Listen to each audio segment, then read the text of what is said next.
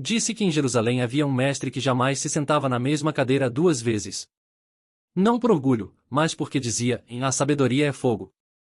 Quem se acomoda queima o próprio coração. Durante 40 anos, seus alunos o acompanharam pelas ruas estreitas, anotando cada palavra, cada pausa. Mas havia uma pergunta, apenas uma, que nenhum deles se atrevia a fazer. O mestre falava sobre justiça, sobre fé, sobre perdão, mas sempre que alguém tentava ir além, ele silenciava, tocava o peito e dizia: há temas que não se estudam. Há verdades que se suportam apenas com o coração preparado. Numa noite fria, um discípulo jovem, curioso, ansioso, cheio de sede por compreender, esperou até que todos dormissem. Aproximou-se do mestre e perguntou: Rabino, quais são esses temas que o senhor evita? O velho não respondeu. Olhou o céu, onde a lua cortava o escuro, e apenas sussurrou: o silêncio é o primeiro deles. O jovem não entendeu e insistiu: o silêncio é proibido? O mestre sorriu, cansado. Não, meu filho. O silêncio é o portão. Os proibidos estão atrás dele. Aquela frase ecoou entre as paredes da yeshivá por anos. Muitos tentaram decifrar o sentido, outros se afastaram com medo. Até que, numa manhã, o mestre foi encontrado sentado diante do portão da cidade, com os olhos abertos e o corpo imóvel, como se esperasse por alguém. Ao lado, uma pequena tábua de oliveira trazia 7 palavras gravadas com fogo e nome: riqueza, sofrimento, amor, ira, tempo, silêncio. Diz a lenda que, antes de morrer, ele escreveu uma carta para o mesmo discípulo curioso, o único que ousara perguntar. Nela explicou que esses 7 temas são as fronteiras da alma humana, onde a razão não basta e a fé precisa aprender a respirar sozinha. Cada tema é um espelho, cada espelho um teste. E quem os atravessa sem preparo pode perder até a própria luz. Por isso, a Torá nos ensina a não falar de tudo, a não abrir toda a porta, a não exigir de Deus explicações para o que Ele ainda está construindo dentro de nós. Quando a vida empurra, quando a dor chama ou o orgulho tenta subir ao trono, o homem é forçado a olhar para esses segredos. E é aí que começa a verdadeira sabedoria. O discípulo da história guardou a carta por muitos anos. Só a revelou quando o povo, já distante da fé, começou a confundir liberdade com indiferença e conhecimento com ruído. Então, reuniu 7 histórias, cada uma baseada em um dos temas gravados na tábua, e as narrou não para ensinar, mas para lembrar que nem todo saber é bênção e nem todo silêncio é vazio. Essa é a jornada que vamos percorrer, não como teólogos, mas como aprendizes diante de um fogo antigo. Cada tema proibido não será explicado, será vivido. Cada história trará um reflexo, uma escolha, uma pergunta que ecoa nos séculos.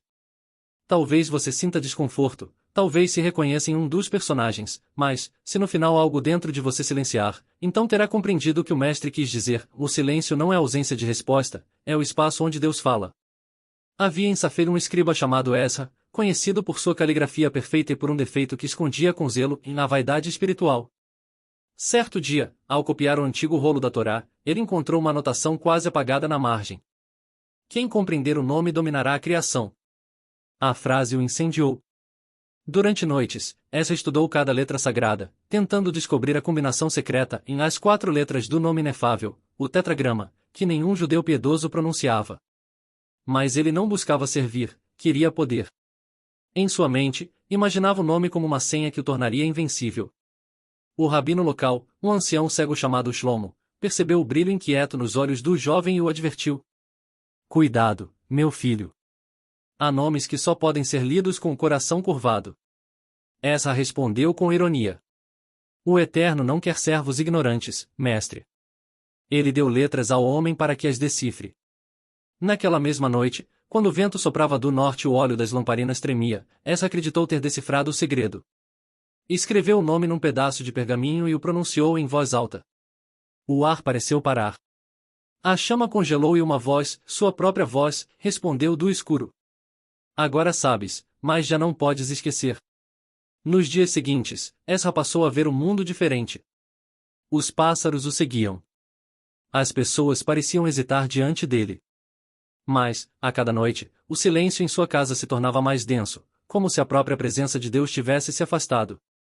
Certo sábado, foi à sinagoga e, ao tentar recitar as bênçãos, percebeu que as palavras fugiam de sua boca. Era como se a língua tivesse desaprendido a rezar. Desesperado, correu até o velho rabino. Mestre, Eu pronunciei o nome. Senti o poder, mas perdi a paz. Shlomo chorou em silêncio, depois disse: O nome não é segredo para dominar o mundo. É o som que sustenta o mundo. E quem tenta possuí-lo destrói o próprio eco. Ezra, arrependido, voltou ao seu estúdio, queimou os pergaminhos, lavou as mãos com lágrimas e ficou em silêncio por 7 dias. No 8º, escreveu uma única frase. Agora sei por que não se pronuncia o nome, porque o Eterno não cabe numa boca humana. Dizem que, desde então, sua caligrafia se tornou ainda mais bela. Não pela perfeição das letras, mas pela humildade do espaço entre elas. O nome inefável ensina que o poder divino não é para ser usado, mas reverenciado. Em cada silêncio há mais presença de Deus do que em 1000 palavras. E foi assim que o primeiro tema proibido revelou o primeiro espelho, e nem todo saber eleva. Às vezes, o limite é o próprio altar. Na cidade de Tiberíades, um comerciante chamado Beniamim enriqueceu vendendo tecidos vindos da Fenícia. Era hábil, prudente e generoso.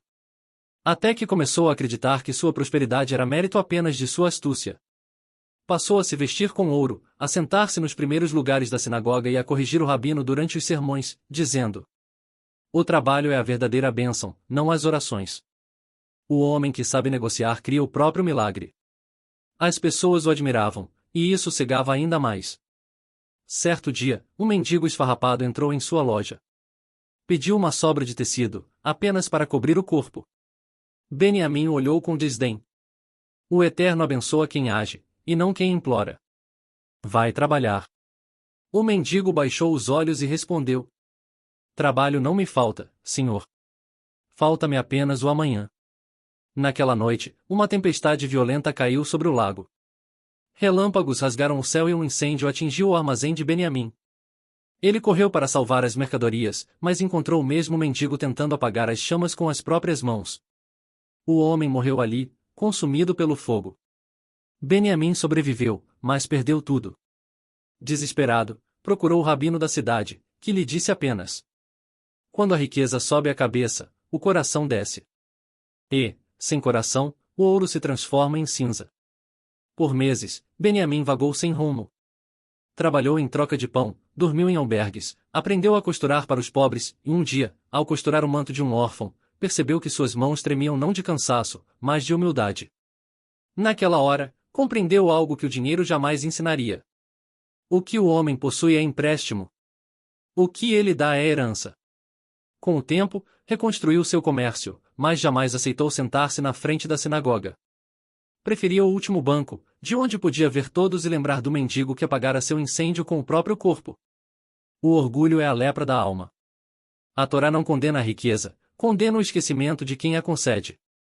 O ouro não corrompe, apenas revela quem já estava corrompido. Conta-se que, antes de morrer, Beniamim mandou bordar em seu talit: Que minha riqueza jamais fale mais alto que meu arrependimento. O segundo tema proibido, portanto, mostra que o homem só é digno da bênção quando não faz dela o seu espelho. Porque todo ouro que brilha mais do que a fé queima o coração que o segura. Na aldeia de Hebron viveu um homem chamado Noach ben Eliezer, conhecido por sua bondade e retidão. Era simples, mas a alegria com que cumpria cada mandamento fazia dele um exemplo para todos. Cuidava dos órfãos, visitava os enfermos, consertava portas e corações com a mesma delicadeza. Muitos diziam: Se há alguém que o Eterno abençoa sem medida, é Noach. Mas, como acontece nas histórias que testam a alma, o inverno chegou trazendo mais do que frio. Em apenas 7 dias, uma febre misteriosa levou sua esposa Riva e seus 2 filhos, Daniel e Míria. A casa, antes cheia de risos, tornou-se silenciosa. O forno se apagou. A mesa permaneceu posta, mas ninguém tinha fome. Durante o funeral, o rabino local, Ben Aron, tentou consolá-lo. O Eterno deu, o Eterno tirou. Bendito seja o seu nome. Noach respondeu, sem levantar o olhar: Bendito é mais por quê? A pergunta ecoou entre as colinas. Muitos o evitaram desde então, temendo a dúvida que ronda o justo. Ele, que antes conduzia as preces do povo, passou a rezar em silêncio. Sentado na soleira da porta, observava as oliveiras, perguntando-se se Deus ainda o via. Meses se passaram. Noach viajou até Jerusalém em busca de respostas. Nos becos, ouviu pregadores, filósofos, cabalistas. Cada um dizia algo diferente. Uns falavam de provação, outros de pecado escondido, outros de destino. Nenhum o convencia. Até que um velho tecelão, sentado diante de um tir, chamou sua atenção. "Procuras sentido na dor?" perguntou o tecelão, sem erguer os olhos. "Sim. Procuro entender o que fiz para merecê-la." O velho sorriu. "A dor não é pagamento. É linguagem. Vê este tir, em seu romper o fio escuro, a luz perde forma. Sem contraste, não há desenho." Essas palavras acompanharam Noás durante a longa caminhada de volta. Ao chegar à aldeia, parou diante da oliveira onde costumava brincar com os filhos e ali dormiu. Sonhou com um imenso tecido que cobria o céu. De um lado, fios dourados, do outro, fios negros. Ele tentou separar um do outro, mas, quanto mais puxava, mais o desenho desaparecia. Uma voz suave, nem masculina, nem feminina, sussurrou: "Se arrancares a sombra, destruirás a luz." Ao acordar, Noás chorou pela primeira vez sem raiva. Percebeu que sua dor não pedia explicação, mas aceitação. Foi até a sinagoga e encontrou o rabino e a Rebzin limpando as velas. "Mestre", disse, "sonhei que a dor e a luz são fios do mesmo tecido." O rabino assentiu. "O Eterno te visitou, Noás. O sofrimento do justo é o lugar onde a fé amadurece." Noás voltou a trabalhar, mas de outro modo. Antes ajudava os pobres para sentir-se útil. Agora ajudava porque compreendia o desamparo deles. Cada prato de sopa servido era uma oração, cada gesto de consolo, uma oferenda. A aldeia passou a vê-lo como um homem novo e silencioso, mas sereno. Certa tarde, um jovem viúvo, devastado pela perda da esposa, procurou-o. "Dizem que o senhor entende a dor", disse o rapaz. "Como ainda consegue acreditar?" Noás respirou fundo e respondeu: "Porque foi na dor que parei de negociar com Deus. Antes eu o servia esperando bênçãos. Agora o amo, mesmo sem resposta."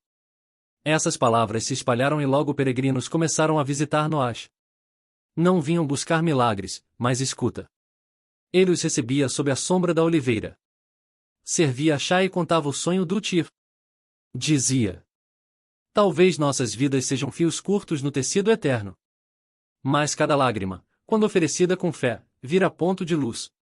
Anos depois, quando a velhice lhe curvou o corpo, Noás escreveu uma carta que deixaria como herança espiritual. Se o justo sofre, é porque Deus confia nele o bastante para revelar sua presença no escuro. O sofrimento é o idioma com que o Eterno traduz o invisível. A carta terminava com uma bênção: "Que tua dor não te faça descrer, mas amadurecer."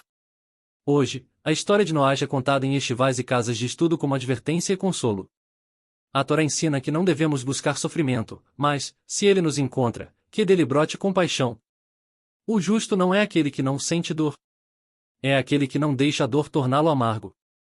O sofrimento do justo, portanto, é o terceiro tema proibido. Não por ser impuro, mas por ser demasiado sagrado para a pressa humana.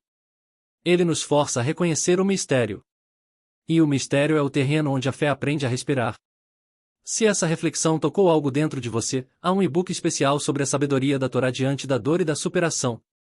O link está no comentário fixado. Ele aprofunda o que a tradição ensina sobre suportar o silêncio de Deus e transformar a perda em propósito. Noás partiu em paz no último dia de sua vida. Foi encontrado dormindo sob a oliveira, o rosto tranquilo, as mãos sobre o coração. O vento movia as folhas como se o próprio Eterno o embalasse. E os aldeões, ao sepultá-lo, repetiram suas palavras: "Deus não me puniu com a dor. Ele me convidou a compreendê-lo por meio dela." Assim termina o terceiro tema proibido: o sofrimento do justo é a semente que germina mesmo no solo da ausência. Em Safed, cidade de neblinas azuis e vinhas doces, vivia uma mulher chamada Libabat Avraham, filha de um sábio que lhe ensinara a ler a Torá desde criança. Diziam que ela possuía olhos de calma e mente de fogo, raríssima combinação. Homens vinham de longe para pedir-lhe a mão, mas ela recusava a todos com o mesmo sorriso tranquilo. "Ainda não encontrei um amor que não me distraia de Deus." Certa primavera, chegou à cidade um jovem rabino de Jerusalém chamado Eli Ben Yosef. Trouxe consigo livros e perguntas, e uma energia que misturava fé e inquietação. Numa tarde, enquanto pregava sobre o Cântico dos Cânticos, disse diante da assembleia: "O amor entre homem e mulher é metáfora do amor entre o Criador e sua criação. O beijo que o texto descreve é a alma buscando unir-se à fonte. Liba, sentada ao fundo, sentiu o coração acelerar. Após a lição, aproximou-se e perguntou: se o amor humano é reflexo do divino, por que tantos mestres o temem? Eli respondeu: porque o reflexo é belo, mas não é o rosto. Quem o confunde se perde na própria luz. Aquela conversa acendeu algo que nenhum deles esperava. Começaram a se encontrar nos estudos, lendo juntos os salmos e os comentários de Rashi. Cada leitura se tornava mais intensa, cada silêncio mais cheio. O respeito que sentiam um pelo outro transformou-se em admiração. A admiração em desejo. Ele era prometido a outra mulher, escolhida pela família. Liba sabia. E, mesmo assim, quando ele falava sobre Deus, sentia o coração inclinar-se mais ao homem do que à mensagem. Certa tarde, enquanto discutiam um versículo, as muitas águas não podem apagar o amor, ela perguntou: e se o amor for um teste, e não uma tentação? O rabino desviou o olhar. Todo teste, se vencido, eleva. Mas, se abraçado antes da hora, destrói. Nessa noite, a cidade adormeceu sob uma chuva fina. Liba foi até o terraço e olhou as luzes distantes. Lá, orou: Eterno, se este sentimento não te honra, leva-o. Mas, se ele também te pertence, ensina-me a transformá-lo em algo puro. Dias depois, Eliahu foi vê-la. Falou pouco, apenas tocou sua mão e disse: amo-te, Liba, mas temo que esse amor me faça esquecer de quem o concedeu. Ela respondeu, firme e triste: então vai. Antes que o amor nos cegue e profane o que é sagrado. Ele partiu naquela mesma noite. Quando o vento soprou, Liba sentiu que algo dentro dela se partia e, ao mesmo tempo, nascia. Nos meses seguintes, mergulhou nos estudos místicos. Descobriu que os cabalistas chamam o amor de resimo, uma centelha da luz original. O desejo, diziam eles, é o impulso que move a alma em direção ao Criador. Mas, se o homem o usa apenas para si, a luz se inverte e se torna sombra. Liba começou a escrever. Em seus escritos, transformou o sentimento em poesia e a saudade em prece. Um dos textos dizia: o desejo é fogo emprestado do céu. A alma o recebe para iluminar. Quem tenta segurá-lo se queima. O tempo curou o que restava de dor. Ela se tornou mestra das mulheres da aldeia, ensinando-lhes que o amor não precisa ser temido, apenas orientado. Não se luta contra o coração, dizia, mas se ensina a ele o caminho do altar. Anos depois, Eli voltou à cidade, já casado e pai de filhos. Buscou-a discretamente e pediu para vê-la. Encontrou-a mais envelhecida, mais serena, envolta em um xale simples. Vim agradecer, disse ele, por ter me deixado partir antes que o amor nos fizesse esquecer a quem servimos. Liba sorriu. Amar-te foi minha primeira lição sobre Deus. Ele nos permite sentir o infinito, mas exige que saibamos soltá-lo. Quando ele partiu novamente, levou consigo um rolo de pergaminho. Era um poema que Liba escrevera para si mesma. O amor é a escada, o desejo, o primeiro degrau. Mas quem confunde degrau com destino nunca alcança o alto. Liba morreu muitos anos depois, em silêncio, rodeada pelas discípulas que ensinara. Contam que, em seus últimos instantes, sussurrou: que o amor que não pude viver na terra floresce em mim diante do Eterno. O povo passou a recitar suas palavras nas noites de estudo. O coração humano é um templo. O amor o consagra, o desejo o acende e o limite o preserva. O quarto tema proibido, o amor e o desejo, revela o espelho onde a alma se reconhece e se corrige. A Torá não condena o sentir, mas lembra que o amor precisa de disciplina tanto quanto de entrega. Porque, sem limite, o amor vira labareda, sem amor, o limite vira pedra. E assim Liba Bat Avram deixou à geração seguinte a lição que o mestre de Safei repetia aos discípulos. O desejo é divino quando se curva, é profano quando exige. O amor só permanece sagrado quando aprende a deixar ir. Em Jericó, cidade antiga e poeirenta, vivia um homem chamado Shimon ben Baruque, juiz respeitado por sua retidão. Era conhecido por aplicar a lei com rigor absoluto. Se alguém errava, ele punia. Se alguém quebrava um acordo, ele o fazia pagar até o último denário.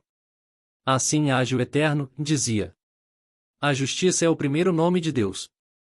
Mas Shimon não sabia que o mesmo Deus que ama a justiça também esconde nela uma chama que nenhum homem pode controlar, a ira divina. Certa tarde, 2 vizinhos foram levados à sua presença. Um deles, um camponês idoso, havia tomado emprestado o boi do outro, e o animal morrera durante o trabalho. O dono exigia compensação total. O velho chorava, dizendo que o boi morrera sem culpa sua. Shimon ouviu as partes e decretou: pagarás com tua casa e teu campo. Assim é a lei. O velho ajoelhou-se, suplicando: juiz, se fizeres isso, meus netos morrerão de fome. Shimon respondeu friamente: a compaixão não deve curvar a justiça. Naquela noite, uma tempestade se abateu sobre a cidade. Um raio atingiu a casa do juiz e incendiou parte do telhado. Shimon acordou com um clarão, correu para salvar seus pergaminhos e, ao olhar para o céu, murmurou: por que, Senhor, castigas quem cumpre tua lei? Dias depois, foi até o templo de Jerusalém procurar um sábio chamado Rabi Neftali, homem conhecido por interpretar os sinais divinos. Contou-lhe o ocorrido e perguntou se Deus se irritara com ele. O rabino respondeu: o Eterno não se ira como os homens. Sua ira é um espelho. Mostra ao justo o que ele não quer ver. Shimon franziu o senho. E o que não quero ver? Que, às vezes, tua justiça veste a roupa da tua própria ira. Essas palavras o feriram como flechas. Voltou a Jericó com o coração inquieto. Na semana seguinte, encontrou o velho camponês morto à beira do caminho. Morreu de frio, sem teto, ao lado do corpo. Um pedaço de pano trazia escrita uma frase com carvão: a justiça sem compaixão é ira disfarçada. Shimon desabou e chorou como criança. Pela primeira vez, percebeu que talvez o incêndio de sua casa fosse mais do que acidente. Talvez fosse reflexo da chama que ele próprio acendera ao julgar sem misericórdia. Por 40 dias, jejuou e rezou. Depois, voltou ao mesmo tribunal e chamou o filho do camponês.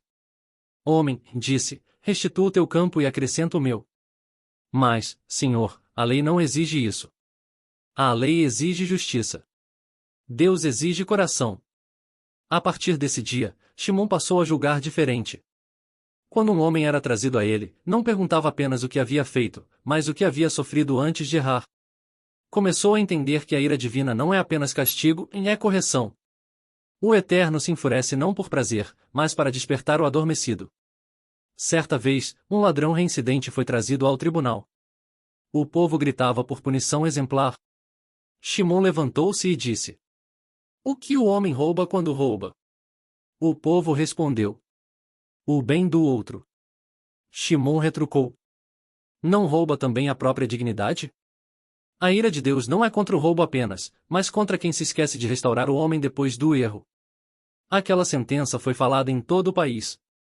Muitos o chamaram de fraco, outros de santo. Mas ele sabia, em algo dentro dele havia mudado. Já não temia a ira divina, temia provocá-la ao julgar sem piedade. Anos mais tarde, ao sentir que a velhice se aproximava, Shimon subiu ao Monte das Palmeiras e passou lá o último dia de sua vida. Pediu aos discípulos que o acompanhassem apenas com o som do chofar. Antes de morrer, deixou uma mensagem escrita: a ira de Deus é o fogo que queima o orgulho dos justos. Quem sente esse fogo deve agradecer, pois significa que o Eterno ainda o considera digno de ser moldado. Quando os discípulos leram a carta, entenderam que ele havia se tornado um homem purificado, não pelo castigo, mas pela consciência. E o povo, ao recordar sua história, passou a repetir um provérbio: quando o trovão fala, não é Deus gritando. É a justiça tentando acordar o coração humano. O quinto tema proibido, a ira divina, ensina que até o fogo do céu é misericórdia disfarçada. A Torá não pede que temamos a ira, mas que a reconheçamos como o grito de um pai que ama demais para permitir a indiferença. Shimon ben Baruque, o juiz que confundiu zelo com soberba, descobriu tarde, mas descobriu, a ira divina não destrói o homem que não aprende. Em um vilarejo nos arredores de Cesareia vivia Rabi Yosef ben Amram, homem conhecido por prever as chuvas, aconselhar casamentos e pressentir tragédias antes que acontecessem. Diziam que o tempo obedecia, que o vento mudava de direção quando ele orava. Alguns o chamavam de santo, outros de feiticeiro. Certa manhã, um viajante veio procurá-lo. Era um jovem mercador chamado Araron, que havia perdido o pai e, com ele, a fortuna da família. Carregava nos olhos a pressa de quem acredita que o destino pode ser comprado. Mestre, disse, quero saber quanto tempo preciso esperar até que a sorte volte a mim. Yosef observou por um momento e respondeu: o tempo não é moeda. Ele é o mestre que não aceita barganhas. Mas o destino, insistiu Araron, o destino pode ser mudado? O rabino suspirou. Pode, se o homem mudar antes dele. O jovem não entendeu. Pediu que o rabino consultasse os astros, os textos, os sinais. O velho então levou-o até o quintal, onde uma ampulheta descansava sobre uma mesa de pedra. Vês esta areia? Perguntou. Cada grão cai no seu momento. Nenhum se apressa, nenhum se atrasa. O homem sofre porque tenta viver como quem sopra sobre a ampulheta, querendo inverter o fluxo. Araron riu, descrente. Então devo esperar sentado que o destino me encontre? Não, respondeu. Deves caminhar até ele, mas sem forçar o portão. Nos meses seguintes, o mercador passou a visitar o rabino com frequência. Aprendeu a ouvir mais e reclamar menos, mas certo dia perdeu a paciência. Mestre, já fazem 3 anos e nada muda. Gritou. Continuou pobre, sem terras, sem herança. O velho respondeu. Talvez o que o tempo esteja tentando devolver-te não seja o ouro, mas o propósito. Essas palavras o irritaram. Araron partiu enfurecido e nunca mais voltou. Anos se passaram. Tornou-se um homem amargo, dono de uma pequena oficina em Jerusalém. Até que, certa manhã, um grupo de peregrinos entrou em sua loja. Entre eles, um garoto carregava uma ampulheta idêntica à do rabino. Onde a conseguiu? Perguntou Araron. Era de um sábio que morreu há pouco, respondeu o jovem. Disse que deveria entregá-la ao primeiro homem que perguntasse, o tempo ainda pode ser revertido? Araron estremeceu. Pegou a ampulheta e viu, gravadas na base, palavras que reconheceu imediatamente. O destino não muda o homem. O homem muda o destino quando entende o tempo. Naquela noite, não conseguiu dormir. Levou o objeto para o telhado e observou os grãos caindo lentamente. Cada grão era um momento que não voltaria. Cada queda, um convite à humildade. Chorou não pela perda do passado, mas por ter desperdiçado o presente tentando adivinhá-lo. No dia seguinte, decidiu usar o que aprenderá. Passou a ensinar jovens artesãos a trabalhar com paciência. Dizia-lhes: a pressa é o disfarce do medo. Quando confiamos no tempo, ele nos devolve o que o desespero destrói.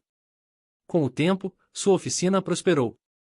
Não porque o destino se reescrevera, mas porque ele próprio havia mudado o modo de lê-lo. O povo dizia que, quando Araron sorria, era como se o tempo parasse por um instante para ouvir. Antes de morrer, escreveu em uma tábua de oliveira: o tempo não é inimigo do homem, é seu professor. Ele não retarda as bênçãos, apenas espera que o coração esteja pronto para recebê-las. Os sábios de Jerusalém conservaram suas palavras e as repetiam aos discípulos impacientes. Quando orares por pressa, lembra-te de Araron e da ampulheta. O Eterno não nega o pedido, ele apenas o amadurece. O sexto tema proibido, o tempo e o destino, é o mais sutil de todos, pois o homem tenta medi-lo enquanto ele o molda. A Torá ensina que o tempo é uma criação sagrada, e cada instante é uma oportunidade de escolha. O destino não é um roteiro fechado, é um campo fértil. O que o homem planta com fé, o tempo faz florescer. Rabi Yosef, o velho que lia os sinais do céu, costumava dizer: o tempo não atrasa o justo, nem apressa o tolo. Ele apenas revela quem cada um se tornou. E, quando morreu, conta-se que o vento soprou sobre as montanhas com o som de areia escorrendo, como se o próprio tempo fizesse silêncio diante de quem o havia compreendido. Dizem que o mais terrível castigo para o homem de fé não é a dor, nem a perda, mas o silêncio. Em Curam, entre rochedos e ventos que pareciam carregar ecos de antigas orações, vivia um escriba chamado Daniel Ben Esra, responsável por copiar os rolos sagrados. Dedicava-se ao serviço divino com precisão quase obsessiva. Nenhuma letra escapava ao seu olhar, nenhum erro manchava a sua pena. Mas um dia, tudo o que ele mais temia aconteceu, e as palavras cessaram. Durante meses, Daniel abria o rolo da Torá e não sentia nada, nem emoção, nem presença, nem resposta. Orava de madrugada, jejuava, pedia sinais, e o céu permanecia mudo. Será que Deus me esqueceu? Perguntava em voz baixa, como quem teme ouvir a resposta. O mestre da comunidade, um velho chamado Rabi Yonatan, observava-o de longe. Certa noite, foi encontrá-lo na caverna onde o escriba guardava seus pergaminhos. Por que choras, Daniel? Perguntou. Porque o Eterno não fala mais comigo. Antes eu o sentia em cada letra, agora é apenas vazio. O rabino respondeu. Talvez ele esteja esperando que aprendas a escutá-lo fora das letras. Mas Daniel não se conformava. Tentou orar mais alto, mais vezes, com mais fervor. O silêncio, porém, apenas crescia. A certa altura, começou a duvidar da própria fé. Pensou em abandonar a comunidade, mas algo detinha na lembrança de um versículo que copiara milhares de vezes. Fiquem em silêncio e saibam que eu sou Deus. Nessa noite, em vez de suplicar, Daniel sentou-se e ficou quieto. Ouviu o vento, o ruído da água distante, o próprio batimento do coração e, no meio daquele vazio, sentiu algo diferente. Não uma voz, mas uma presença. Era como se o próprio silêncio o envolvesse e dissesse: ainda estou aqui. Só que agora quero que aprendas a me ouvir sem ruído. Nos dias seguintes, Daniel mudou. Passou a andar mais devagar, a falar menos. Os discípulos estranharam. Mestre, por que não escreve mais? Ele respondeu. Porque às vezes o pergaminho precisa permanecer branco para lembrarmos que nem tudo deve ser dito. Com o tempo, percebeu que o silêncio não era castigo, mas convite. Sem o barulho das orações repetidas, começou a enxergar Deus nos gestos pequenos e no pão compartilhado, no descanso do sábado, na lágrima de um estranho. E compreendeu algo que nenhum livro havia ensinado: Deus fala quando o homem para de exigir palavras. Anos depois, quando uma seca assolou Curo, o povo pediu que ele intercedesse. Escreve uma nova prece, Daniel. O céu precisa ouvir-te. Mas ele apenas ergueu as mãos e ficou imóvel. O povo se irritou. Alguns o chamaram de louco, outros de blasfemo. Então, ao final de 7 dias, uma chuva suave começou a cair. Daniel abriu os olhos e disse: agora entendem? O silêncio foi a oração que Deus mais esperava ouvir. Os mais sábios anotaram aquela frase e a guardaram nos rolos. O silêncio é a língua que os anjos usam quando a verdade é grande demais para ser dita. Quando Daniel envelheceu, passou a ensinar jovens escribas. Não os instruía apenas na arte das letras, mas no intervalo entre elas. O segredo da Torá, dizia, não está nas palavras, mas no espaço entre elas. É ali que o Eterno se esconde, esperando que o homem pare de falar. Uma noite, um discípulo perguntou: Rabi, por que o Eterno se cala quando o justo sofre? Daniel sorriu e respondeu: porque, se ele respondesse, o justo deixaria de buscar. E é na busca que a fé floresce. Pouco antes de morrer, escreveu sua última lição em um pequeno pedaço de couro. Quando Deus se cala, é porque está tecendo algo que o som não suportaria revelar. O pergaminho foi guardado entre os manuscritos de Qumran e, séculos depois, encontrado por estudiosos que não sabiam o nome de quem o escreveu. Mas o texto sobreviveu, atravessando o tempo como testemunho de um homem que descobriu o poder do não dito. O 7º tema proibido, o silêncio de Deus, é o espelho final, onde o homem percebe que o Criador não precisa responder para estar presente. A Torá ensina que o silêncio é o espaço onde a alma amadurece. E talvez seja essa a razão pela qual os anjos cantam sem som, para que o homem aprenda que a fé começa onde terminam as palavras. Daniel Ben Ezra deixou ao mundo uma herança de silêncio e, no entanto, ninguém o esqueceu, pois o que é dito pode ser contestado, mas o que é sentido permanece. E até hoje, quando o vento sopra nas fendas do deserto, alguns dizem ouvir não um som, mas um eco de presença, como se Deus ainda murmurasse: não falo menos, mas nunca deixei de estar aqui. Com o tempo, as 7 histórias, do nome, da riqueza, do sofrimento, do amor, da ira, do tempo e do silêncio, começaram a circular entre os estudiosos como fragmentos de uma única revelação. Cada uma parecia tocar um ponto proibido, um limite que o homem sempre temeu atravessar. Mas o que poucos perceberam é que, juntas, elas formavam um mapa do coração humano. Em Jerusalém, um velho mestre chamado Rabi Akiva Ben Yosef, descendente distante do sábio mártir de mesmo nome, dedicou os últimos anos da vida a reunir esses relatos. Reescreveu-os com tinta azul, a cor do céu, símbolo de verdade, e, ao final, acrescentou uma nota: toda sabedoria que toca o limite, sem amor e temor, destrói o homem. Certa noite, um de seus alunos, o jovem Yair, perguntou: mestre, se esses temas são perigosos, por que estudá-los? Akiva respondeu: porque ignorá-los também é perigo.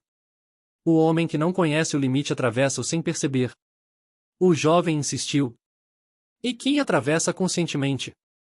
Esse retorna diferente, disse o rabino, mas nunca volta inteiro. As palavras soaram enigmáticas. Então o mestre contou-lhe uma parábola antiga. Um rei confiou a seus 7 filhos 7 chaves, cada um abrindo uma porta do palácio. O primeiro, curioso, abriu a porta do nome e quis ser como o pai. O segundo, da riqueza, acreditou que podia comprar o amor do rei. O terceiro, do sofrimento, amaldiçoou a provação e fugiu. O quarto, do amor, esqueceu que o trono não é lugar de paixão. O quinto, da ira, levantou a espada em nome da justiça e feriu inocentes. O sexto, do tempo, tentou acelerar a herança e perdeu o caminho. O sétimo, do silêncio, guardou a chave, ajoelhou-se e esperou. E foi esse que o rei chamou de filho verdadeiro. E Yair ficou em silêncio por um instante e depois perguntou: então o silêncio é o prêmio? Akiva sorriu. O silêncio é o retorno. É quando o homem entende que todos os temas proibidos eram apenas espelhos do mesmo rosto, o de Deus refletido na alma humana. As consequências, explicou o mestre, não estavam nas histórias em si, mas no que cada uma provocava em quem as ouvia. Alguns saíam inquietos, outros choravam, outros se afastavam. Poucos permaneciam em paz, e esses poucos eram os que compreendiam que sabedoria não é colecionar respostas, mas suportar perguntas. Um dia, um grupo de rabinos de outra escola foi até Akiva e o acusou de ensinar segredos perigosos. O povo não deve ouvir sobre o nome, nem sobre a ira, gritaram. Isso confunde as almas. O velho ouviu calmamente e respondeu: é melhor que o homem aprenda o perigo na luz do estudo do que tropece nele no escuro da ignorância. Mesmo assim, proibiram suas aulas. Ele foi expulso da sinagoga principal e passou a ensinar nas cavernas. Ali, sem púlpito nem títulos, reunia quem quisesse aprender. A luz das lamparinas refletia em seus olhos e parecia vir de dentro. O que aprendeu ao longo da vida, mestre? Perguntou-lhe certa noite uma discípula chamada Miriam. Aprendi que os temas proibidos não são sobre Deus, Miriam, são sobre nós. O Eterno não teme ser compreendido. Nós é que tememos nos ver à sua luz. As palavras dele se espalharam pela comunidade e, com o tempo, a própria proibição caiu, porque os novos sábios perceberam que os 7 temas não eram heresias, eram advertências. Como sinais na estrada da fé, lembravam ao homem onde pisar com cuidado. Akiva morreu em paz. E, quando abriram sua caverna anos depois, encontraram 7 pequenas pedras dispostas em círculo. Em cada uma, gravada uma palavra, nome, riqueza, dor, amor, ira, tempo, silêncio. No centro, uma frase, em tudo é um. Os discípulos compreenderam que aquele círculo representava a totalidade da alma humana. Cada tema proibido, uma fronteira, cada fronteira, uma oportunidade de transcendência. E assim nasceu a tradição de estudar os 7 espelhos do coração, como ficaram conhecidos. Em cada geração, um mestre se encarregava de recontar as histórias, não para satisfazer a curiosidade, mas para lembrar que o poder da Torá está tanto no que revela quanto no que cala. O 8º tema, as consequências dos temas proibidos, mostra que tocar o mistério sem humildade traz ruína, mas enfrentá-lo com reverência traz iluminação. Pois a alma humana é como o vaso de barro de que falam os profetas, quanto mais cheia de si, mais frágil. Quanto mais vazia de ego, mais apta a conter a luz. E, no fim, o ensinamento de Akiva ecoou entre os séculos. Não temas o segredo. Teme o orgulho com que o buscas, pois o segredo é santo apenas quando o homem se curva diante dele. Conta-se que, uma geração após a morte de Rabi Akiva ben Yosef, surgiu um jovem estudioso chamado Elchanan de Lud, de memória prodigiosa e orgulho sutil. Era capaz de recitar os salmos de trás para frente e debater com mestres 2 vezes mais velhos. Aos 15 anos, já se dizia pronto para ensinar. Aos 20, acreditava saber o que os antigos haviam deixado inacabado. Um dia, encontrou os manuscritos dos 7 espelhos do coração, compilados por Akiva. Leu-os de uma só vez, sem pausa, e exclamou: por que chamam isso de proibido? Se Deus nos deu mente, é para decifrar. Os sábios o advertiram. Elchanan, a pressa em entender o mistério é o primeiro passo para esquecê-lo. Mas ele sorriu. Eu não temo fogo. Naquela noite, isolou-se na biblioteca da Yeshiva e acendeu 7 lamparinas, uma para cada tema. Decidiu contemplá-las todas de uma vez, sem o preparo de jejum e oração exigido pela tradição. À medida que lia as histórias, sentia algo mudar dentro de si. Primeiro o ar pareceu pesado, depois as sombras nas paredes começaram a se mover, formando palavras que não existiam.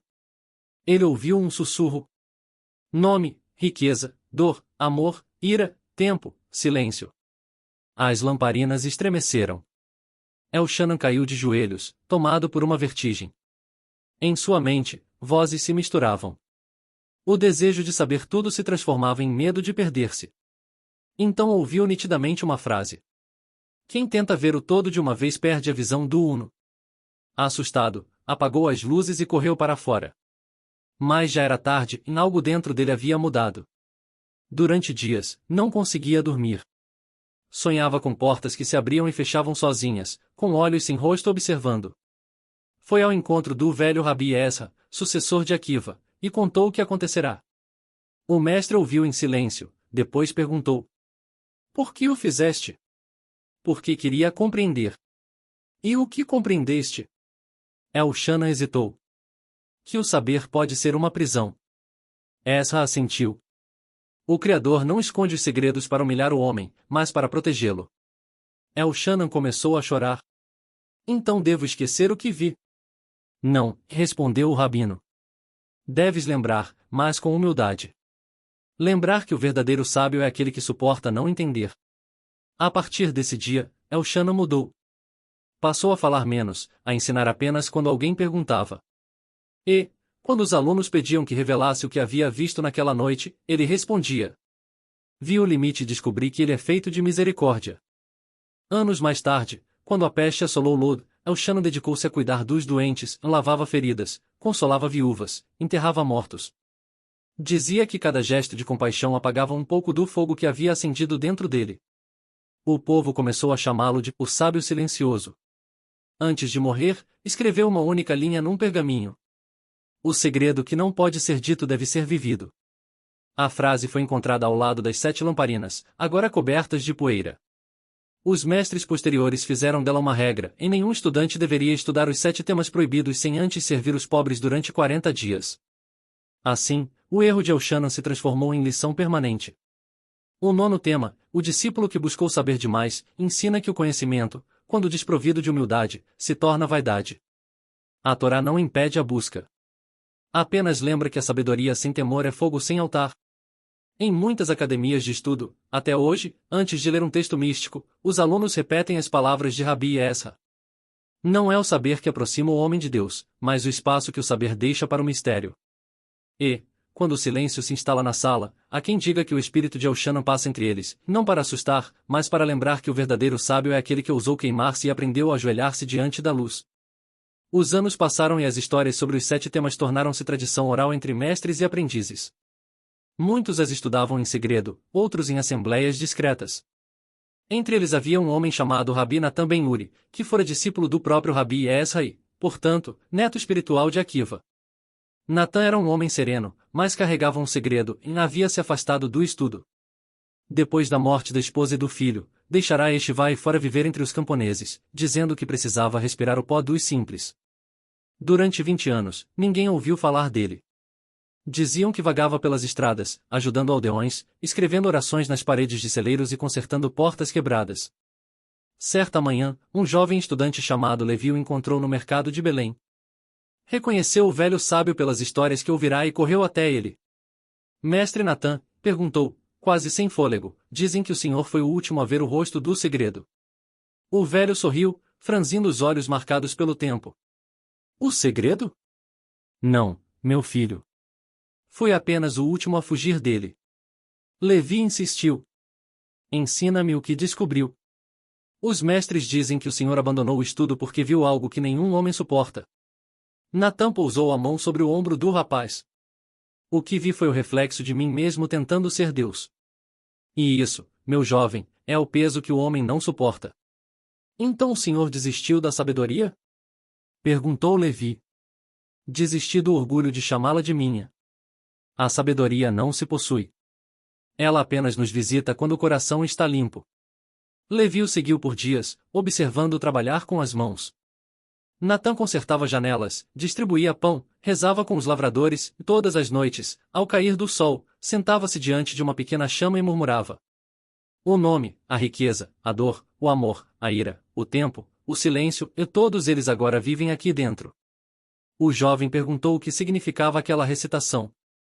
O mestre explicou.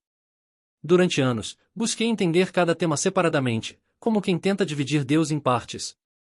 Mas o segredo é o oposto, em tudo é um só. O nome é o tempo. O tempo é o amor. O amor é o silêncio. A separação é apenas ilusão. Com o passar dos meses, outros começaram a se reunir ao redor do velho. Ele não pregava, apenas contava histórias enquanto moldava a argila. O vaso, dizia, ensina o homem em só se torna útil depois de passar pelo fogo. E cada aluno compreendia, à sua maneira, que o fogo eram os 7 temas pelos quais a alma precisava passar para tornar-se inteira. Um dia, um dos discípulos perguntou: Mestre, o senhor pretende voltar à Yeshivá de Jerusalém? Os anciãos pedem que o senhor retorne. Natã pensou por um instante e respondeu: Voltar, talvez. Mas não para ensinar. Quero apenas mostrar que a sabedoria só tem valor quando desce ao chão. E assim o fez. Chegou a Jerusalém sem pompa, vestindo roupas simples. Ao vê-lo, os rabinos o receberam com respeito. Mestre Natã, trouxeste novas revelações? Ele respondeu: Nenhuma. Apenas a velha, que a revelação só vale se produzir com paixão. Naquela noite, pediu para falar aos estudantes. Subiu ao púlpito e, em vez de abrir um livro, levantou as mãos vazias. Passei metade da vida buscando o som de Deus, disse, e descobri que ele falava o tempo todo através das pessoas que ignorei. O silêncio que se seguiu foi profundo. Alguns choraram, outros desviaram o olhar, como se vissem ali a confissão que todos temiam fazer. Rabi Natã viveu mais 5 anos depois dessa noite. Morreu num sábado, enquanto o sol se punha, exatamente como costumava orar em Deixa-me partir entre luz e escuridão, quando tudo é mistura e nada é certeza. Os discípulos gravaram uma frase que resumia a sua jornada. Quem volta do segredo não traz respostas, traz paz. O 10º tema, o retorno do sábio, é a síntese do ciclo, o ponto em que o homem percebe que conhecer e compreender não são a mesma coisa. A Torá ensina que o verdadeiro sábio não é o que acumula mistérios, mas o que os transforma em bondade. Porque toda sabedoria que não se traduz em compaixão é apenas vaidade disfarçada de luz.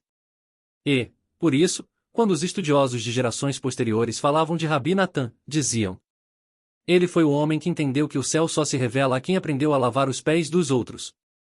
Depois que Rabi Natã ben Uri morreu, seus discípulos se dispersaram pelas cidades de Israel e da diáspora. Alguns tornaram-se mestres, outros simples artesãos, mas todos carregavam uma mesma marca, o hábito de ouvir mais do que falar. E assim nasceram os que, com o tempo, seriam chamados de os silenciosos, uma irmandade invisível de homens e mulheres que preferiam agir em vez de discutir e cuja única doutrina era a humildade diante do mistério.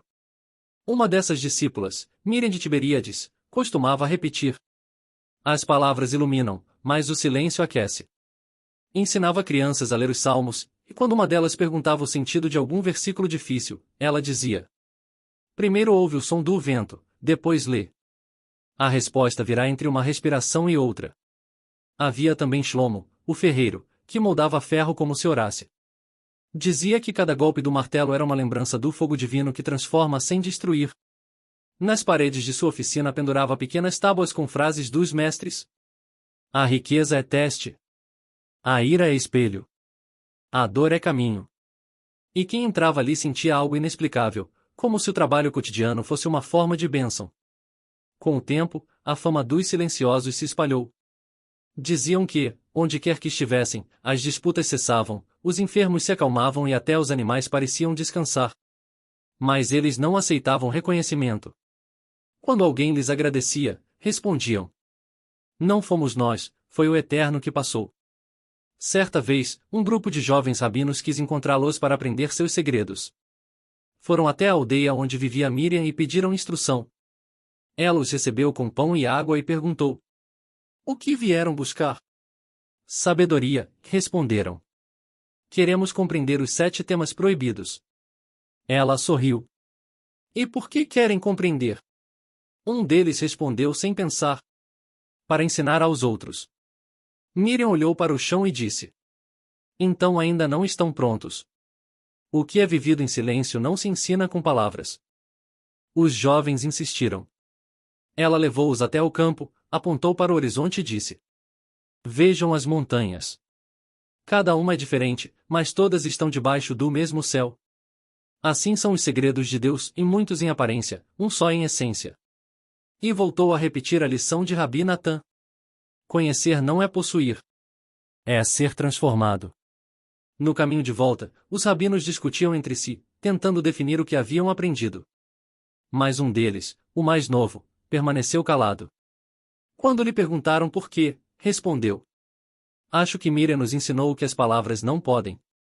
E assim o legado dos silenciosos cresceu. Eles não escreveram livros, não deixaram templos, não criaram doutrinas. Deixaram gestos e um pão dividido, uma porta consertada, um ombro oferecido. Cada ato simples tornava-se um versículo vivo. Os séculos passaram e muitos acreditaram que essa linhagem desaparecera. Mas os estudiosos mais antigos garantem que ela nunca acabou. Dizem que, em cada geração, há um pequeno número de silenciosos, em pessoas comuns, sem títulos, que carregam dentro de si os 7 espelhos e refletem o que aprenderam através da bondade.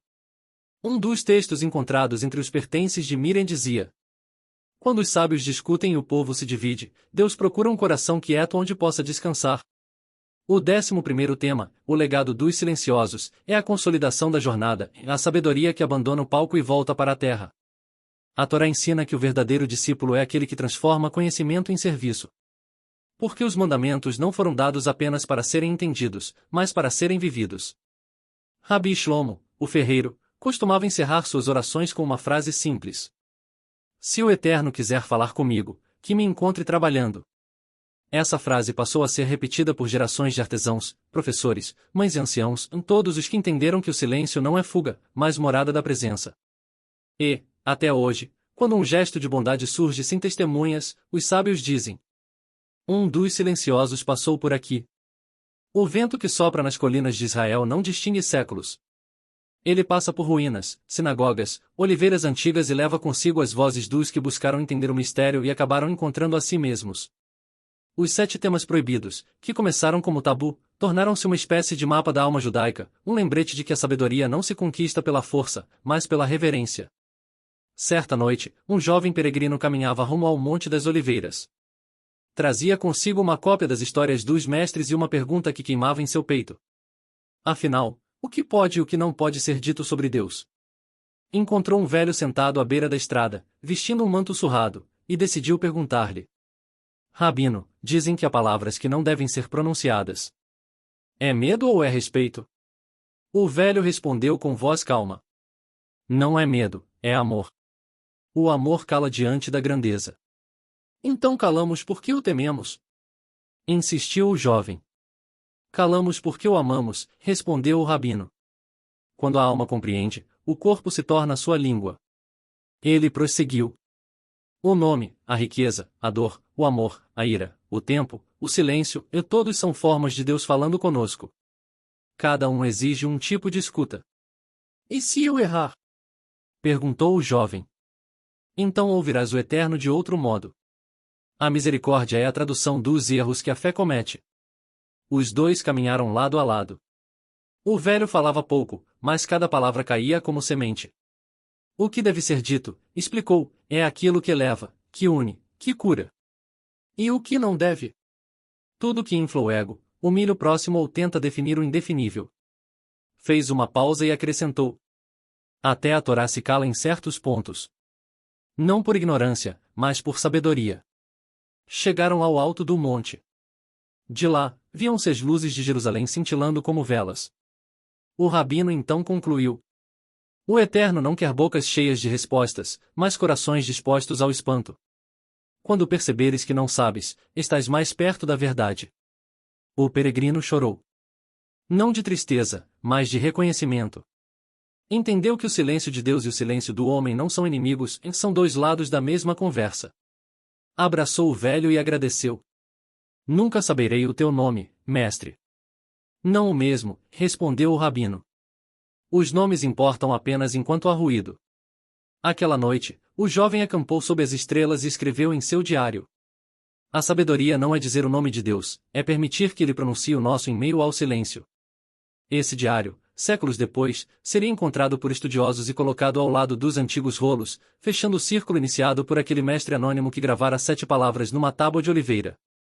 E assim, de geração em geração, o ensinamento permaneceu, há coisas que podem ser ditas, outras apenas vividas. Os rabinos ensinam que toda pergunta verdadeira é uma forma de oração, que a fé não é certeza, mas disposição para caminhar, mesmo quando o céu não responde. E que o segredo mais profundo da Torá não é o que ela revela, é o que ela respeita o bastante para não explicar. Por isso, quando alguém pergunta: o que aprendemos com os 7 temas proibidos? Os sábios respondem com simplicidade. Aprendemos que o silêncio também é palavra, que o tempo é mestre, que o amor é altar, que a dor é caminho, que a ira é fogo que purifica, que a riqueza é teste e que o nome é o mistério que sustenta tudo.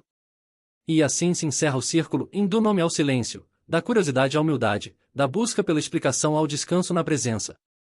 Aquele que atravessa cada um desses portões descobre que a sabedoria não é luz sem sombra, mas harmonia entre ambas. Antes de morrer, um dos últimos silenciosos escreveu: quem fala do eterno deve fazê-lo como quem segura uma chama, com cuidado, com amor e pronto para se queimar, se for preciso. Essa é a lição final dos temas proibidos. Falar de Deus é tocar o fogo. Viver em Deus é tornar-se luz. Se esta jornada falou ao seu coração, que ela não termine apenas em palavras, mas encontre morada em seu silêncio. Que o Eterno te conceda discernimento para saber quando falar e quando apenas ouvir. Diz a tradição, quando o homem silencia diante do mistério, o próprio Deus continua a história.